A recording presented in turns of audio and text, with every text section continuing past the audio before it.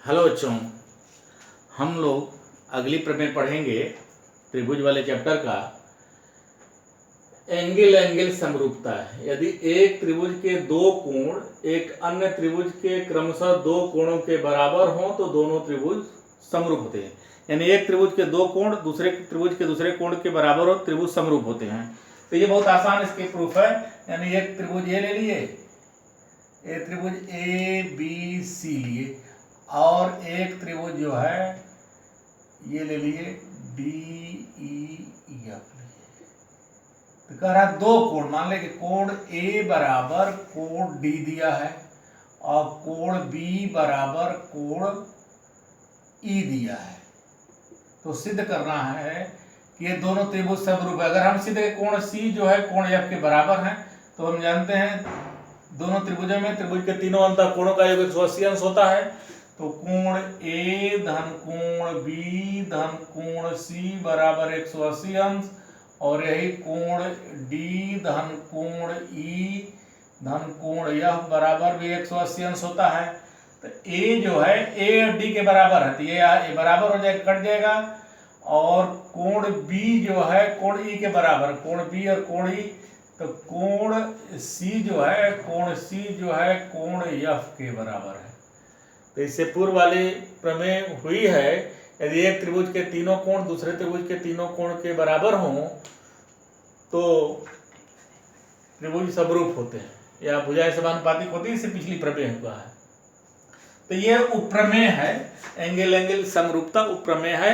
यानी बस इतना जान लीजिए कि हम इससे पहले वाले प्रमेय में पढ़े हैं कि यदि एक त्रिभुज के तीनों कोण संगत दूसरे त्रिभुज के संगत तीनों कोण के बराबर त्रिभुज समरूप होते हैं। प्रमेय नंबर 3, ये प्रमेय नंबर 3 का विलोम हम पढ़ने जा रहे हैं। 4, यदि दो त्रिभुजों की संगत भुजाएं समानुपात में हों तो इनके संगत कोण समान होते हैं। यदि दो त्रिभुजों की संगत भुजाएं समानुपात में हों तो इनके संगत कोण समान होते हैं। ये सिद्ध करना है, संगत कोण समान होते हैं, अर्थात इसलिए दोनों त्रिभुज समरूप होते हैं। तो पहले आते हैं, क्या दिया है, त्रिभुज ए बी सी खींच लेते हैं, त्रिभुज ए बी सी, और त्रिभुज डी ई एफ ले लेते हैं। त्रिभुज ए बी सी और डी ई एफ में दिया है कि त्रिभुजों की संगत भुजाएं समानुपात में है। तो यानी कि ए बी बटे डी ई ये दिया है, गिवन है, समानुपात ए बी बटे डी ई बराबर ए सी बटे डी एफ, ए सी बटे डी एफ बराबर बी सी बटे ई एफ, ये गिवन दिया है। तो सिद्ध करना है कि त्रिभुज ए बी सी समरूप त्रिभुज डी ई एफ के। तो इसके लिए यदि समरूप सिद्ध करें, अगर भुजाएं समानुपातिक हैं तो सिद्ध कीजिए कि तीनों कोण बराबर हैं। यानी प्रमेय नंबर 3 का विलोम है, अर्थात हमें यह सिद्ध करना है कोण ए बराबर कोण डी, कोण बी बराबर कोण ई और कोण सी बराबर कोण एफ। तो रचना कर लेते हैं कि त्रिभुज डी ई एफ के मान लेते हैं कि भुजा डी ई जो है ये बड़ी है ए बी से, और ए सी ए डी एफ बड़ी है, डी एफ बड़ी है ए सी से, यानी कि यह भुजा इस भुजा से बड़ी है, तो उसी के लिए लिया गया है। त्रिभुज डी एफ के भुजा डी में से डी पी और भुजा डी एफ में से डी क्यू को इस प्रकार काटा कि ए बी बराबर डी पी, यानी कि यह भुजा इस भुजा के बराबर है, और ए सी बराबर डी क्यू, ए सी बराबर डी क्यू इसके बराबर है। यह रचना कर लेते हैं, मतलब इस त्रिभुज के इस भुजा में से ये काट लिया और इस भुजा के बराबर ये काट लिया। तो किसी प्रमेय का प्रूफ कहाँ शुरू करते हैं, जो दिया गया होता है। तो दिया है त्रिभुज ए बी सी था डी एफ में ए बी बटे डी ई बराबर ए सी बटे डी एफ, भुजाएं समानुपातिक दिया है। तो ए बी की जगह हम डी पी रख दे रहे हैं, ए बी की जगह हम डी पी रख दे रहे हैं। यहाँ डी पी बटे डी ई और ए सी की जगह हम डी क्यू ले, तो डी क्यू बटे डी एफ। रचना से दिया है ए बी बराबर डी पी और AC बराबर DQ रचना हम किए हैं तो देखते हैं। अब देखिए इसी त्रिभुज में, अब एक त्रिभुज छोड़ दीजिए, इसी त्रिभुज में PQ समांतर EF हो जाएगा। क्यों हो जाएगा? थेल्स प्रमेय का विलोम यह है, यदि एक रेखा किसी त्रिभुज की दो भुजाओं को एक ही अनुपात में विभाजित करें, एक रेखा PQ एक त्रिभुज की दो भुजाएं DE तथा DF को एक ही अनुपात में यानी DP बटे DE बराबर DQ बटे DF विभाजित करें तो वह तीसरी भुजा के समांतर होती है। इसलिए PQ समांतर DF हो जाएगा, PQ समांतर EF हो जाएगा। यानी यह भुजा तो यह कोण इस कोण के बराबर हो जाएगा, संगत कोण है, और यह कोण इस कोण के बराबर हो जाएगा। यानी PQ समांतर EF, PQ EF के ये समांतर हो गया, तो कोण P बराबर कोण E, कोण P बराबर कोण E और कोण Q बराबर कोण F के हो गए।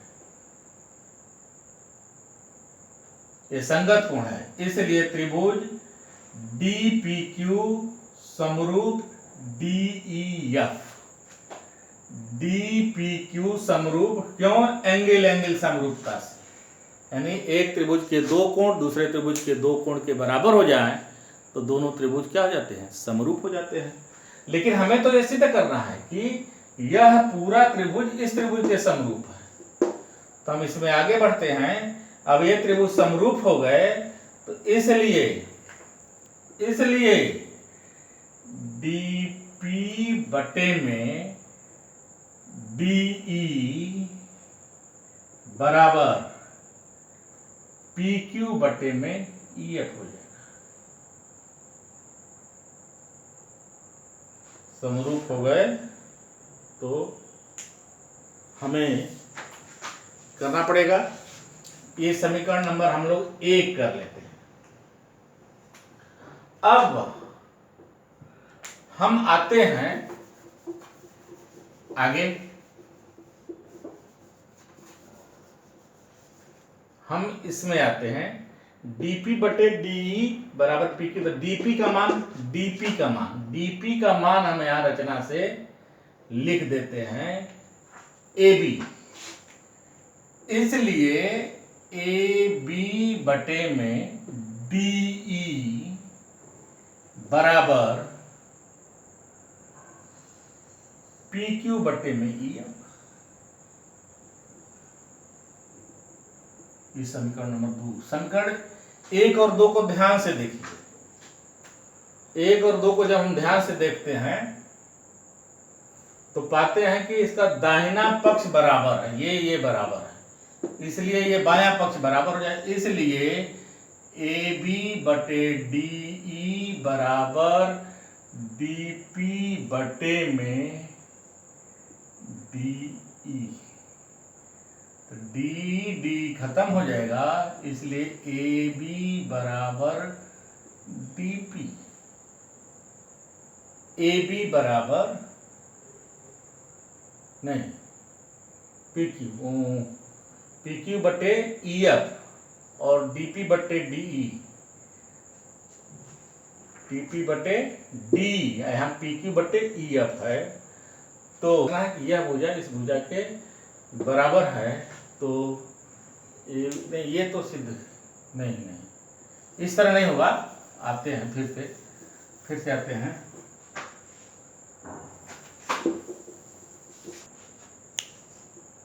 यहाँ है, यह है DP बटे में DE बराबर PQ बटे EF।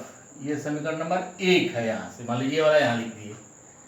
DP की जगह जो है हम लिख सकते हैं AB बटे DE बराबर AB बटे DE यहाँ से बराबर BC बटे EF, BC बटे EF। और